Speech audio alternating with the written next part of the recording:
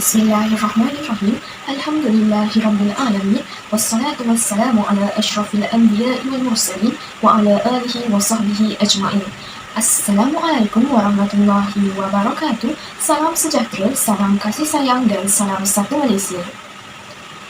Ahli panel dan para penonton yang dirahmati Allah, segala puji-pujian kehadrat Allah Subhanahu wa Ta'ala kerana dengan limpah dan izinnya kita dapat bersama-sama dalam forum yang dianjurkan oleh pihak Kolej Matrikulasi Johor pada pagi nirmala yang bening lagi ceria ini. Hadirin yang dihormati, sebelum saya memperkenalkan ahli-ahli panel kita yang cantik dan tampan pada hari ini, izinkan saya untuk memupaskan tajuk forum kita pada hari ini. Tajuk forum kita pada hari ini berkisar tema sosial, iaitu sumbang mahram antara nafsu atau keluarga. Sejak sedekat lalu, masalah sosial iaitu sumbang mahram ini sering dipaparkan di dada-dada akhbar dan media massa sehingga menimbulkan pelbagai reaksi dan lontaran pandangan daripada pelbagai pihak. Namun, memang tidak dapat dinafikan bahawa kemelut sumbang mahram ini semakin berleluasa bagai tiada noktahnya. Dalam pada itu juga, isu ini seakan-akan tiada jalan penghujungnya kerana ia semakin menjadi-jadi dalam kalangan masyarakat Malaysia. Pada tahun 2019, sebanyak 57 kes telah direkodkan sehingga bulan Ogos berbanding 21 kes telah direkodkan sepanjang tahun 2018. Manakala pada Januari 2020 sehingga 30 Jun 2020, jenayah seksual yang telah direkodkan oleh pihak Polis Diraja Malaysia adalah sebanyak 1,721 kes di mana kesalahan sumbang mahram yang direkodkan adalah sebanyak 106 kes. Ini amat memeranjatkan, menyedihkan dan juga menimbulkan perasaan geram oleh semua pihak. Isu ini adalah amat dibel kerana perkara ini merupakan suatu perlakuan jijik dan tidak boleh diterima dalam kalangan masyarakat kita. Oleh itu, izinkan saya mengupas dahulu definisi sumbang mahram. Definisi perkataan sumbang merujuk kepada perbuatan yang bertentangan dengan hukum syarak yang berlaku di antara seorang lelaki dan perempuan yang dilarang berkahwin sama sekali. Mahram pula bermaksud perkalian yang diharamkan berkahwin disebabkan halangan nasab atau perkahwinan. Apabila kedua-dua perkataan ini disambungkan, ia akan menjadi sumbang mahram atau incest yang bermaksud perbuatan zina yang dilakukan oleh seseorang yang mempunyai perkalian darah atau nasab dengan bangsa, dan perkahwinan antara mereka adalah tidak sah di sisi undang-undang atau dilarang oleh adat Islam dan agama.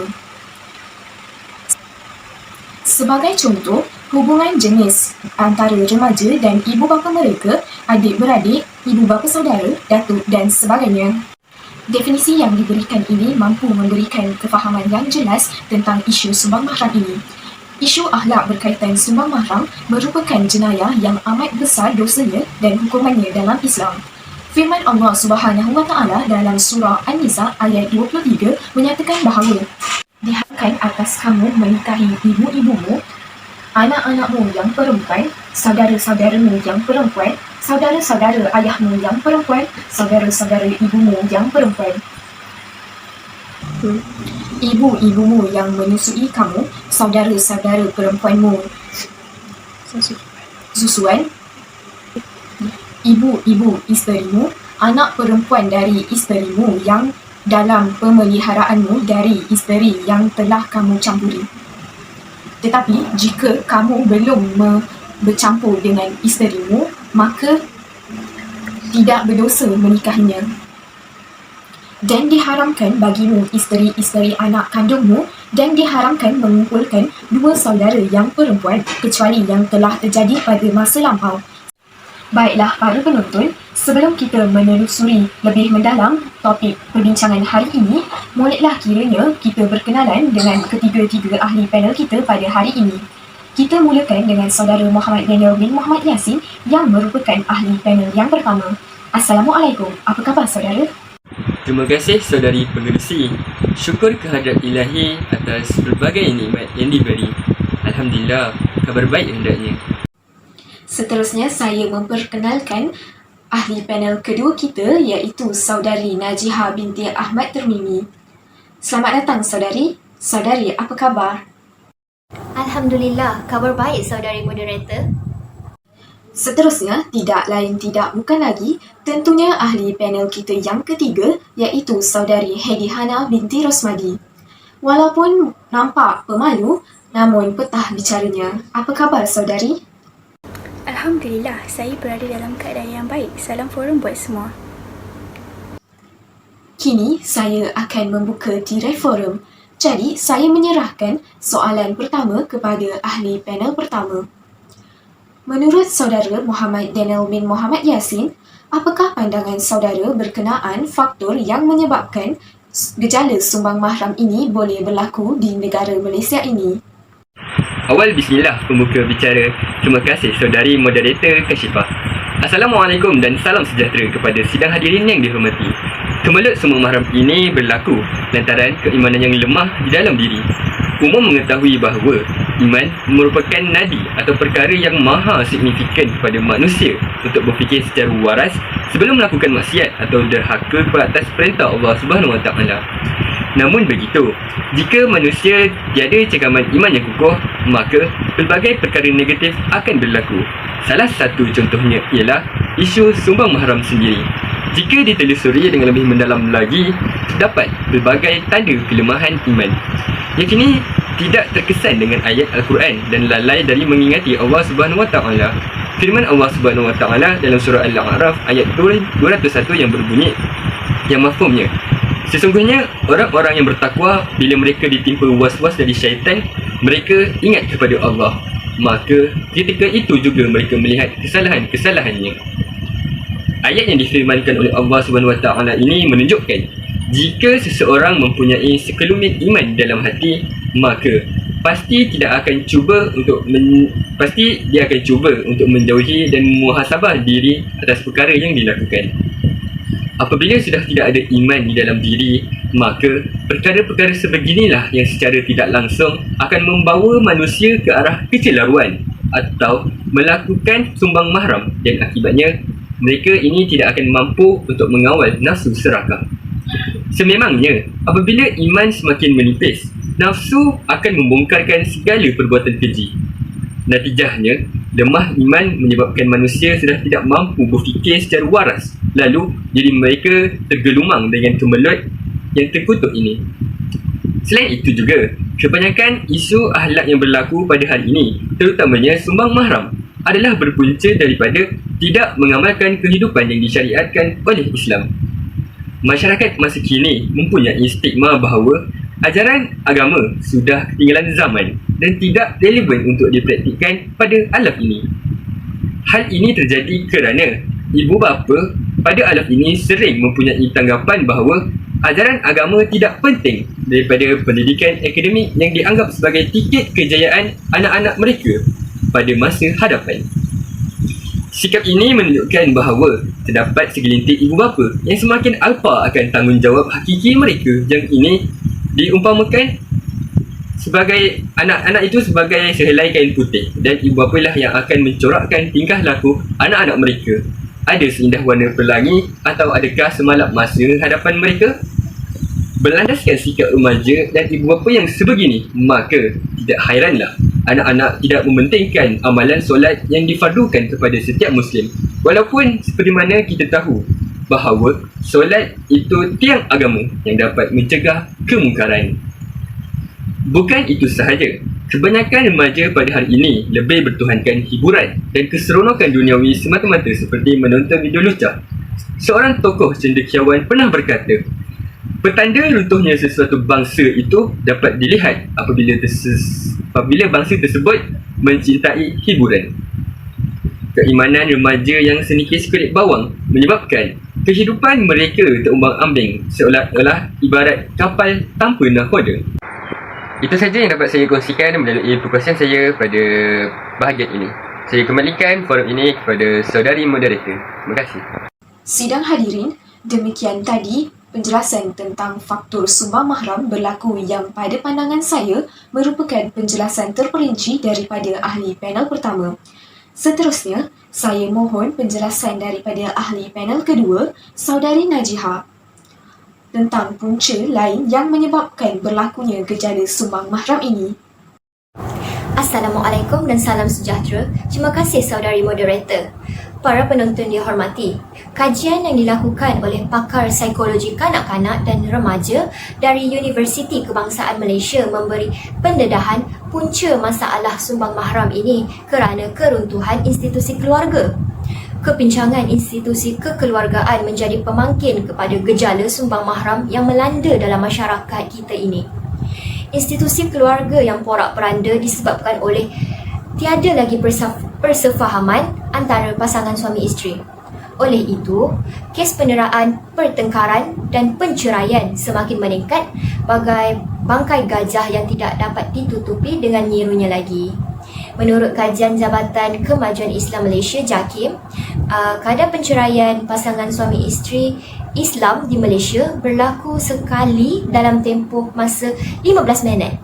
Keluarga yang porak-poranda akan lalai untuk memberikan kasih sayang mereka kepada anak-anak remaja yang sentiasa memerlukan belayan dan perhatian daripada ibu bapa mereka. Selain itu, risiko untuk kanak-kanak dan remaja untuk terdedah kepada menjadi mangsa sumbang mahram juga akan meningkat. Sebagai contoh, jika seseorang ibu berkahwin semula lalu anak perempuan remaja tinggal serumah bersama mereka, maka kemungkinan remaja perempuan ini mempunyai risiko yang tinggi untuk terdedah dengan penganiayaan seksual oleh bapa tirinya berbanding dengan bapa kandungnya sendiri.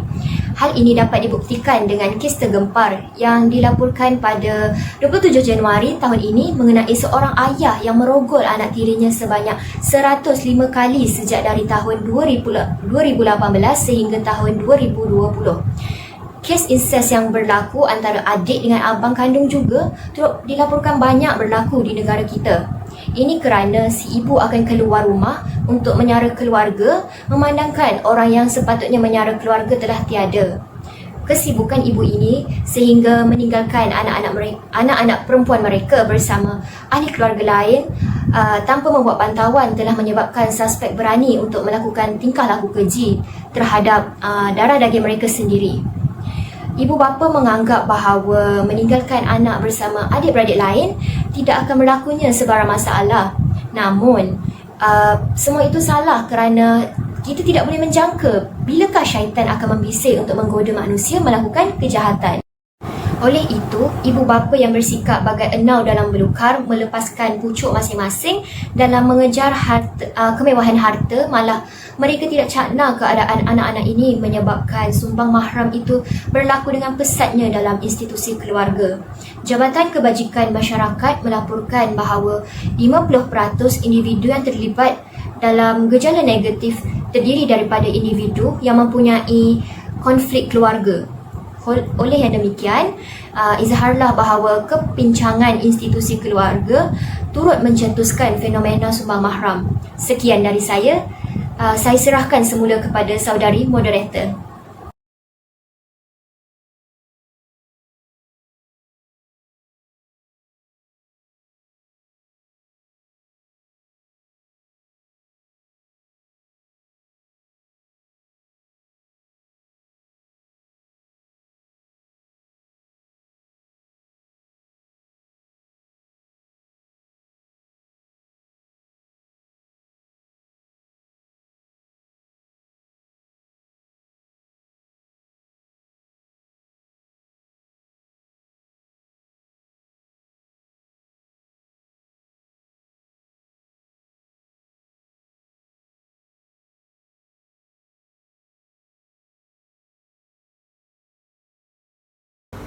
Assalamualaikum dan salam sejahtera.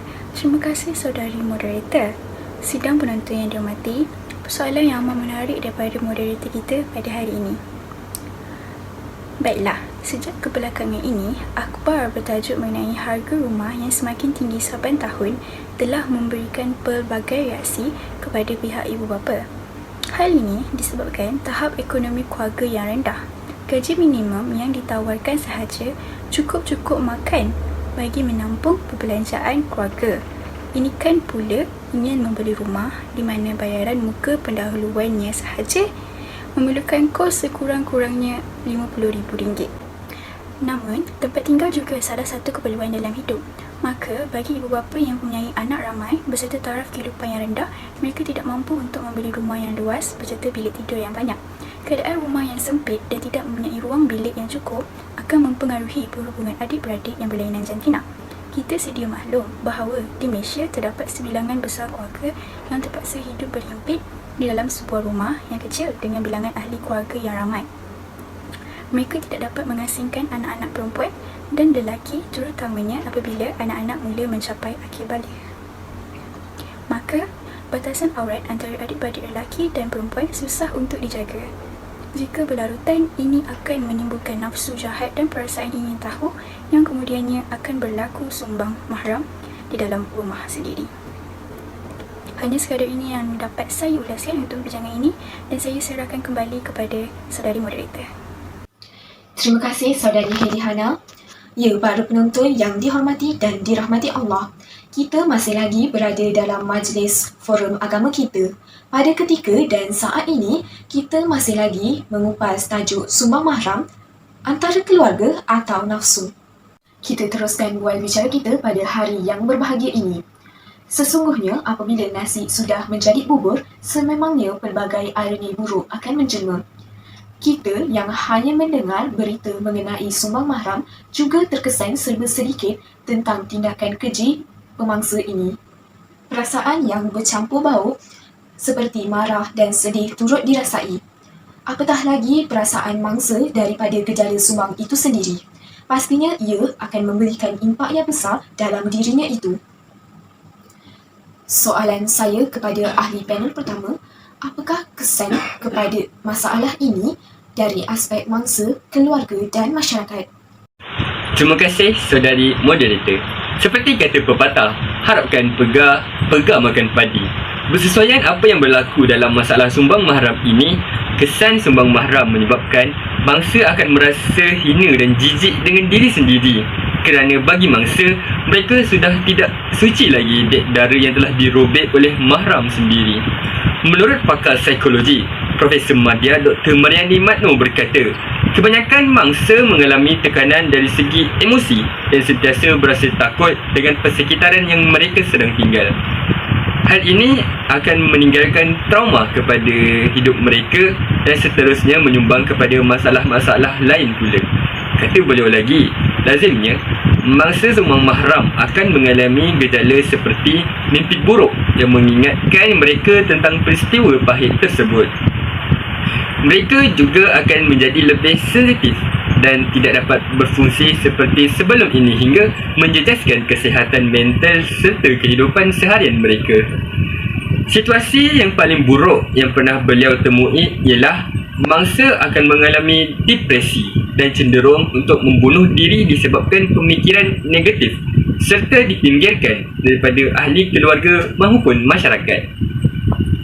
Jelaslah bahawa kesan sumbang mahram kepada mangsa itu sendiri mampu merosakkan jiwa mereka dan ketenangan hidup mereka. Kesan sumbang mahram dari aspek keluarga pula, hubungan kekeluargaan akan menjadi retak dan mampu menimbulkan kepencangan dalam institusi kekeluargaan tersebut. Apakan daya apabila bapa ataupun saudara lelaki yang mereka anggap sebagai tempat perlindungan bagi wanita akhirnya memakan diri mereka sendiri. Allah Subhanahu Wa Taala juga telah berfirman dalam surah An-Nisa ayat ke-34. Izinkan saya berkongsi terjemahan bagi sepotong ayat ini yang bermaksud kaum lelaki itu adalah pemimpin dan pengawal yang bertanggungjawab terhadap kaum perempuan. Oleh kerana Allah Ta'ala telah melebihkan orang lelaki, yakini dengan beberapa keistimewaan atas orang perempuan, dan juga kerana orang-orang lelaki telah membelanjakan, yakni memberi nafkah sebahagian daripada harta mereka. Begitulah firman Allah Subhanahu Wa Taala ke atas tanggungjawab kaum Adam dalam memberi perlindungan yang sangat diperlukan kepada kaum Hawa. Namun, sebahagian lelaki yang mempunyai sifat bagai melepaskan batuk di tangga ini menyebabkan Tiada lagi sifat saling mempercayai dan keakraban dalam ahli keluarga sehingga ada kalanya mangsa bertekad untuk keluar dari rumah sendiri agar dapat menyelamatkan diri daripada ahli keluarga yang telah menganiaya kehidupan mereka. Selain itu, keluarga mangsa juga tidak dapat lari daripada cemuhan dan tohmahan masyarakat dan seterusnya. Mereka, yang ini ahli keluarga si pemangsa, akan dipulaukan dan dihina. Hanya sekadar ini yang dapat saya ulaskan pada perbincangan pada hari ini. Saya serahkan semula forum ini kepada saudari moderator. Terima kasih. Terima kasih saudara Muhammad Daniel. Benarlah bahawa kesan sumbang mahram ini bukan sahaja tertumpu kepada mangsa, malah mampu mendatangkan kerosakan kepada keseluruhan umat manusia. Sebelum kudis menjadi tokak, kemeluk sumbang mahram ini haruslah diatasi segera. Kita tidak seharusnya menumpang dagu, tetapi pendekatan yang proaktif perlulah diambil demi menyelesaikan masalah ini, kerana di mana ada kemahuan, di situ ada jalan. Saya percaya bahawa gejala ini jika diatasi dengan cara yang baik, sudah pasti gejala ini tidak akan membarah dalam masyarakat Malaysia kita. Soalan saya kepada ahli panel kedua, apakah langkah yang boleh diambil untuk menangani masalah ini dari pihak ibu bapa? Terima kasih saudari moderator. Sesungguhnya tiada penyakit yang tiada penyembuhnya. Terdapat banyak langkah yang efektif boleh dijalankan bagi membendung gejala ini. Oleh hal yang demikian, langkah yang drastik dan efisien perlulah diambil untuk mengatasi masalah gejala ini daripada semakin meningkat. Langkah yang utama hendaklah diambil oleh ibu bapa. Pendidikan agama dan moral harus dititik beratkan oleh ibu bapa untuk menyedarkan anak-anak tentang dosa dan pahala. Sebagai contoh, ibu bapa seharusnya mengimarahkan isi rumah dengan alunan ayat-ayat suci Al-Quran dan solat berjemaah. Hal ini kerana dalam surah Al-Tahrim ayat 6, Allah SWT berfirman yang bermaksud, "Wahai orang-orang yang beriman, peliharalah diri kamu dan keluargamu daripada api neraka." Umumnya, anak-anak ibarat kain putih, ibu bapalah yang mencorakkan mereka. Memandangkan ibu bapa merupakan orang yang paling hampir dengan anak-anak, setiap perlakuan mereka akan mempengaruhi anak-anak itu. Oleh itu, didikan keagamaan hendaklah dididik dalam jiwa mereka pada setiap masa sebagai panduan yang berguna agar mereka ini tidak hidup bertuhankan nafsu semata-mata. Selain itu, ibu bapa juga hendaklah bertegas dalam mengajar isu batasan aurat walaupun dalam kalangan ahli keluarga. Hal ini juga bertujuan sebagai langkah berjaga-jaga daripada fitnah atau terbangkitnya nafsu syahwat walaupun sesama adik-beradik. Rasulullah SAW bersabda, "Perintahkan anak-anak kamu untuk menunaikan solat ketika mereka berusia 7 tahun dan pukullah mereka ketika mereka berusia 10 tahun dan pisahkan tempat tidur di antara mereka." Riwayat Ahmad, Abu Daud dan Al-Albani. Perkara ini bukan sahaja perlu dititik beratkan oleh ibu bapa kepada anak-anak yang belum baligh, malah lebih wajar diwajibkan sekiranya anak yang telah baligh dan berupaya menguruskan dirinya sendiri. Didikan adab ini sebaiknya dilakukan ketika anak-anak masih kecil lagi supaya mereka tidak mengalami kesan-kesan negatif dari sudut emosi anak-anak apabila dilaksanakan tanpa latihan yang berperingkat. Tidak dinafikan juga penyediaan rumah yang selesa bergantung kepada kemampuan individu masing-masing. Namun begitu, saya menasihatkan supaya ibu bapa sentiasalah berusaha mematuhi garis panduan yang telah ditetapkan oleh syarak dalam urusan keluarga kerana firman Allah SWT, "Oleh itu bertakwalah kamu kepada Allah sedaya upaya kamu." Dari surah Al-Taghabun ayat 16. Maka, itu sahaja buah fikiran dari saya. Saya serahkan semula kepada saudari moderator. Terima kasih saudari ahli panel kita yang kedua. Apa yang jelas pada saya, ibu bapa memainkan peranan yang sangat penting dalam memastikan masalah sumbang mahram ini dapat ditangani secara total kerana pendidikan awal seseorang individu itu bermula daripada rumahnya sejak kecil lagi. Seterusnya, saya ingin bertanya kepada saudari Heidi Hana. Adakah pihak lain selain ibu bapa memainkan peranan yang penting dalam menangani gejala sumbang mahram ini di Malaysia daripada terus berlaku? Terima kasih saudari moderator. Sidang penonton sekalian, bagi mengatasi masalah sumbang mahram ini, bukan sahaja mempandukan kepada peranan ibu bapa, malah tanggungjawab untuk mengatasi masalah sumbang mahram turut seharusnya melibatkan pihak kerajaan dan media massa serta masyarakat di negara ini, iaitu kita sendiri. Pihak berkuasa mestilah mengadakan kempen-kempen kesedaran untuk membangkitkan kesedaran masyarakat terhadap isu sumbang mahram ini dan seterusnya dapat menangani masalah ini. Sebagai contoh, kempen advokasi jenayah seksual. Dalam konteks ini, inisiatif yang dijalankan oleh kerajaan haruslah berterusan, bukannya sekadar melepaskan batuk di tangga. Di samping itu, peranan media massa amatlah penting bagi menjayakan kempen-kempen yang dilaksanakan oleh pihak berkuasa. Peranan media ini penting dalam menghebahkan dan membuat liputan secara besar-besaran tentang kempen yang dilaksanakan seperti berita. Masyarakat juga harus menyokong semua aktiviti yang telah diadakan untuk rakyat Malaysia. Langkah yang seterusnya ialah pihak kebajikan masyarakat perlu menyediakan perkhidmatan kaunseling. Khidmat nasihat hendaklah diberikan kepada mangsa sumbang mahram dan individu yang mengandung luar nikah. Hal ini disebabkan mangsa mungkin mengalami ketidakstabilan emosi dan mungkin akan cuba mencederakan diri sendiri. Sebagai contohnya, mangsa sumbang mahram sanggup membunuh diri kerana tidak dapat menerima kenyataan sebenar. Maka, penubuhan Rumah Seri Puteri oleh Jabatan Kebajikan Masyarakat dapat memberikan sedikit perlindungan dan khidmat nasihat kepada mereka yang berasa tidak selamat untuk berada di rumah. Oleh hal yang demikian, pusat kaunseling perlu dibanyakkan di seluruh negara untuk membantu mangsa-mangsa tersebut untuk pulih dari segi mental dan fizikal untuk meneruskan semula kehidupan yang normal seperti sedia kala. Setakat itu saja yang saya dapat bincangkan dan saya serahkan kembali kepada saudari moderator. Terima kasih saudari Heidi Hana.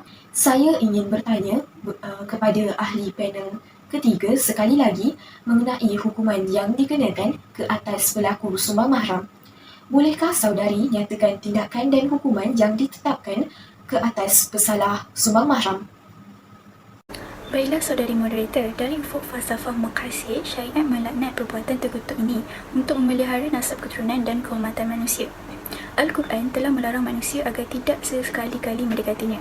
Tafsiran larangan mendekati ini menjadi lebih jelas apabila diteliti menurut sebuah hadis Rasulullah SAW menyebutkan peringkat zina ialah zina ain, seperti melihat bahan pornografi, zina lisan, yakni lidah seperti suara mendesar dan ghairah, zina yadin, yakni tangan, contohnya menyentuh dan merangsang, dan akhir sekali zina qalb, yakni hati, iaitu membayangkan atau ingin kenikmatan seks, seterusnya berlakulah zina. Menurut Ibnu Hajar Al-Haytami, seorang fuqaha mazhab Syafi'i, mengatakan bahawa zina yang paling kecil adalah berzina dengan mahram sendiri.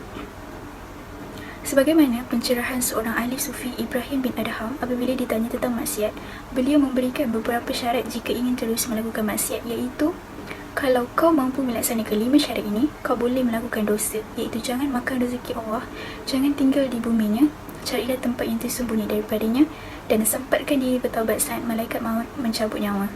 Akhir sekali, sedia mampu lari jika diseret ke neraka oleh malaikat zabannya. Sebaliknya, bagi mereka yang ingin bertaubat dari segala maksiat, Rasulullah SAW bersabda yang bermaksud semua anak Adam melakukan kesilapan dan sebaik-baik pesalah ialah mereka yang bertaubat. Selain menjanjikan kebaikan kepada mereka yang ingin pulih dengan bertaubat, Islam juga mencegah kemungkaran dengan mengekang jalan-jalan menyampai kepadanya. Dari segi hukuman di negara kita iaitu Malaysia pula, menurut Akta 559 Akta Kesalahan Jenayah Syariah Seksyen 20, iaitu perbuatan sumbang mahram, mana-mana orang yang melakukan perbuatan sumbang mahram dalam melakukan suatu kesalahan dan apabila disabitkan boleh didenda tidak melebihi RM5,000 atau dipenjarakan selama tempoh tidak melebihi 3 tahun atau disebat tidak melebihi 6 sebatan atau dihukum dengan mana-mana kombinasi tersebut. Hukuman tegas ini jelaslah dapat mengekang orang individu tersebut mengulangi dan menimbulkan kegerunan kepada orang lain yang bercita-cita melakukannya. Sudah pasti kedua-dua situasi ini baik untuk pesalah dan masyarakat keseluruhannya. Maka setakat ini sahaja perbincangan saya dan saya kembalikan kepada saudari moderator. Sekarang kita akan memberikan peluang kepada penonton untuk bertanyakan soalan. Assalamualaikum, siapa di talian? Waalaikumsalam warahmatullahi wabarakatuh. Saya Hafiz Ismail dari Negeri Sembilan. Saya ingin bertanyakan soalan sikit. Jadi Apa akan terjadi sekiranya hasil perhubungan daripada sumbang mahram tersebut menyebab sehingga terlahirnya anak? Okay, itu saja soalan daripada saya. Sekian, terima kasih. Terima kasih kepada penonton atas soalan tersebut. Apakah pendapat ahli panel pertama kita pada hari ini atas soalan tersebut?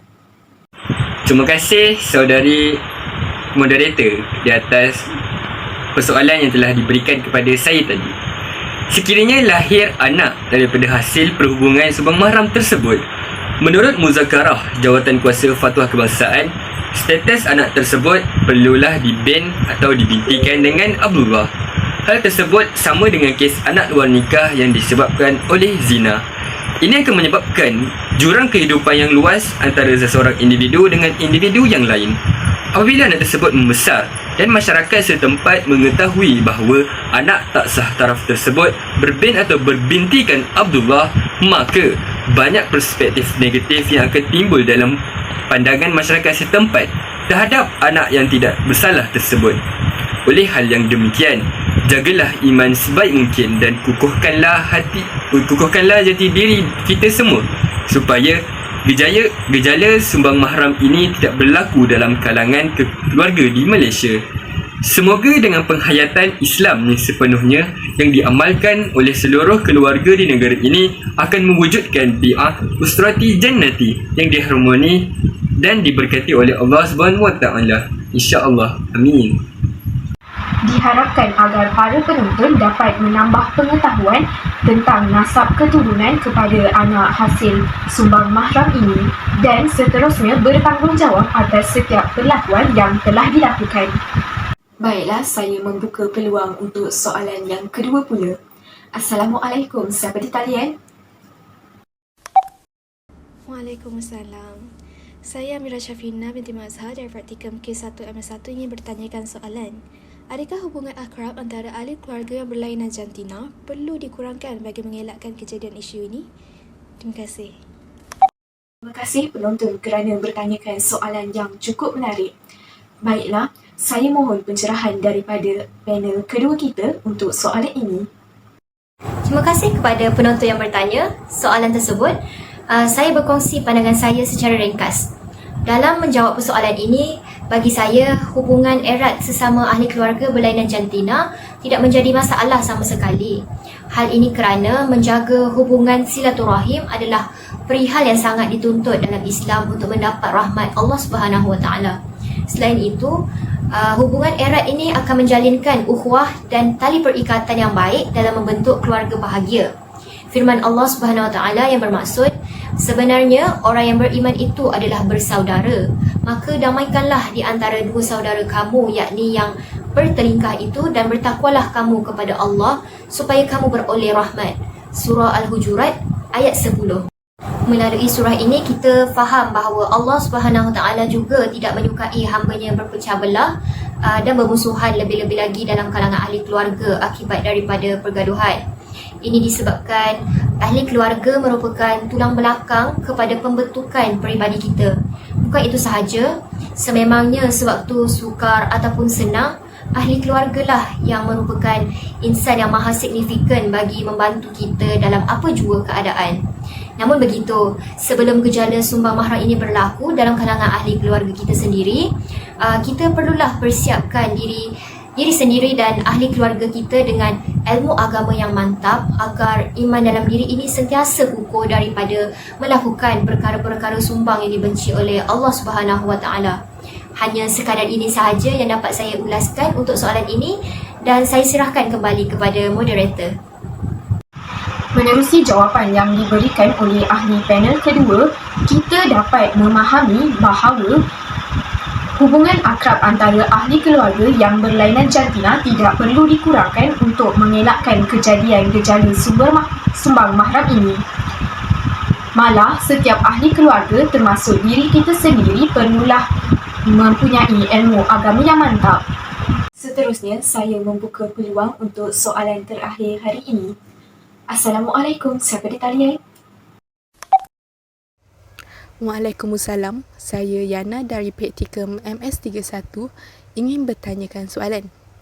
Apakah tindakan yang perlu dilakukan jika ibu dan bapa tidak menghiraukan aduan seorang anaknya yang telah menjadi mangsa seksual oleh adik-beradiknya sendiri? Terima kasih. Terima kasih kepada penonton yang mengajukan soalan yang sangat menarik ini. Saya minta agar ahli panel ketiga kita dapat menyatakan pendapatnya. Terima kasih kepada saudari moderator dan penonton atas soalan tersebut. Pertama sekali, tindakan untuk memberitahu ibu bapa itu memang sesuatu langkah yang terpuji. Ini kerana ramai di kalangan mangsa sumbang mahram yang bertindak menyembunyikan kejadian yang menimpa dirinya disebabkan perasaan malu dan takut dengan ancaman ahli keluarga sendiri. Akhirnya mereka menyimpan perasaan dan bertukar menjadi tekanan yang hebat kepada diri mereka sendiri. Namun, perbuatan yang buruk tak semudah itu untuk dilupakan. Persoalannya sama ada anak itu perlu menuntut bela atau tidak, itu sebenarnya hak anak itu sendiri. Individu tersebut boleh membuat tuntutan atau melupakan saja peristiwa hitam itu dan fokus kepada kehidupannya sekarang dan akan datang. Pada pandangan saya, jika individu ini mempunyai bukti yang kukuh, dia boleh mengadukan kepada pihak berkuasa agar si pencabul durjana itu akan menerima pembalasannya. Namun, bila dilihat secara zahir dengan keadaan ibu bapa yang tidak memihak kepada anaknya sendiri, ia agak sukar untuk dibuktikan. Apapun tindakan yang individu tersebut mahu lakukan, mintalah pertolongan Allah melalui jalan istikharah.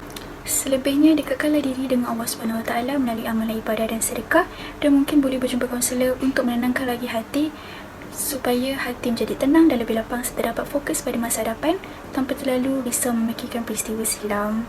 Sekian sahaja jawapan saya untuk soalan tersebut. Saya kembalikan semula kepada saudari moderator.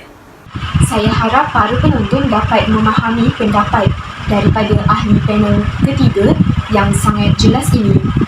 Dengan ini jelaslah bahawa anak tersebut perlulah membuat keputusannya sendiri sama ada dia hendak menuntut bela atau tidak kerana ianya merupakan hak anak tersebut. Baiklah, sidang penonton yang dikasihi Allah SWT, sebelum majlis forum ini melabuhkan tirainya, mari kita dengarkan kesimpulan akhir yang dapat dibuat oleh setiap ahli panel kita. Saudara panel pertama, apakah kesimpulan akhir yang dapat dibuat dari tajuk sumber mahram ini? Kesimpulan daripada saya amat menitik beratkan penghayatan gaya hidup keluarga Islamik yang sangat baik penghayatannya daripada seluruh keluarga yang ada di Malaysia. Sama-samalah kita mewujudkan keharmonian yang hakiki dalam keluarga kita semua. Sesungguhnya, pendidikan agama yang secukup inilah yang akan melahirkan generasi masa hadapan negara yang berwawasan dan berjaya. Janganlah kita biarkan penerus legasi negara kita hari ini terjerumus dengan lembah sumbang mahram yang amat dimurkai oleh Allah SWT ini. Memetik kata-kata bijak pandai yang berbunyi, sesungguhnya masa harapan sebuah negara itu adalah terletak pada generasi muda pada hari ini. Maka saya ingin menegaskan dengan sebaiknya bahawa gejala sumbang mahram ini bukanlah satu perkara yang dianggap biasa di dalam masyarakat kita. Tambahan pula, majoriti masyarakat di negara kita ialah beragama Islam, yang mana sudah jelas bahawa gejala sumbang mahram ini adalah salah di sisi agama Allah SWT. Oleh hal yang demikian, saya berharap agar semua pihak harus berganding bahu untuk tampil dan memberikan kerjasama yang sepenuhnya untuk membendung dan seterusnya membantras gejala sumbang mahram yang berlaku di negara Malaysia yang tercipta ini. Terima kasih. Terima kasih saudara Daniel. Baiklah, bagaimana pula dengan saudari ahli panel kedua kita? Terima kasih saudari moderator. Secara tuntasnya, isu sosial berkenaan sumbang mahram ini telah lama berlaku di negara kita dan mengakibatkan banyak kerosakan ke atas sasiah masyarakat kita. Ahli keluarga seharusnya hidup berkasih sayang sesama mereka tanpa melepasi batas pergaulan dan tidak seharusnya menjadi duri dalam daging. Berbaliklah kepada keindahan agama Islam jika ada perasaan pelik dalam kalangan ahli keluarga. Sesungguhnya, agama itu merupakan nadi kepada pembentukan diri manusia. Oleh itu, setiap individu haruslah memainkan peranan penting dalam membendung gejala sumbang mahram ini agar perkara terkutuk ini dapat dikurangkan dan seterusnya tidak akan berlaku lagi. Perkara ini juga seiring dengan harapan dan hasrat masyarakat yang beragama Islam, khususnya bagi memastikan nama baik agama tidak tercalar dan kekal sempurna di mata masyarakat lain. Itu sahaja dari saya serahkan kembali kepada moderator. Terima Terima kasih saudari Najiha. Kesimpulan yang terakhir, mari kita dengarkan daripada saudari ahli panel ketiga. Silakan saudari. Terima kasih saudari moderator. Konklusinya, gejala sumbang maram ini bukanlah suatu perkara yang dianggap biasa dalam masyarakat kita.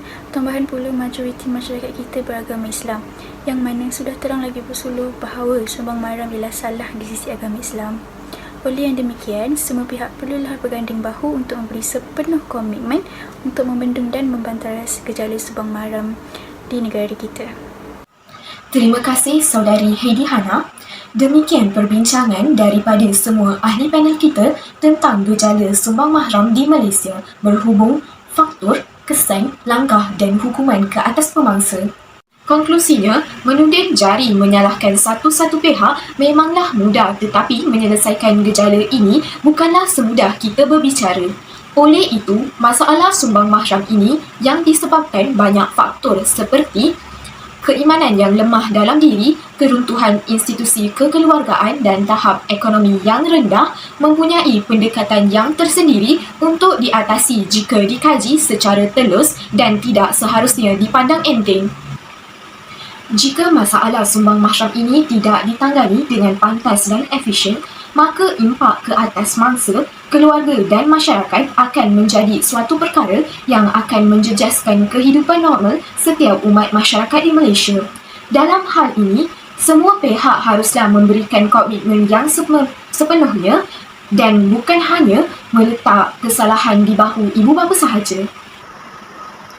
Pelbagai pihak perlulah berganding bahu bagai aur dengan tebing untuk menyelesaikan dan mengurangkan kes sumbang mahram yang berlaku di negara kita. Masalah tersebut akan menular dan menjadi duri dalam daging jika tidak ditangani dengan segera ketika negara sedang berusaha untuk mencapai aspirasi negara. Kerjasama daripada semua pihak adalah amat penting untuk membendung gejala ini kerana ke bukit sama didaki, ke lurah sama dituruni. Dengan adanya kerjasama yang utuh, seikat bagai serai, serumpun bagai sirih, pastinya masalah sumbang mahram ini dapat ditangani dari akar umbinya. Melalui usaha ini, hasrat kerajaan untuk melahirkan masyarakat yang sihat dan terbilang dari segi lahiriah dan rohaniah dapat direalisasikan. Terima kasih kepada semua ahli panel yang sudi membicarakan tentang isu sumbang mahram yang melanda negara kita ini. Semoga forum ini menjadi wadah melahirkan masyarakat yang cakna tentang isu-isu sumbang mahram, selanjutnya membantu mencegah gejala ini daripada terus menular dalam negara kita. Harapan saya adalah agar forum ini dapat membuka mata masyarakat dan memberikan input yang berfaedah kepada hadirin yang dihormati.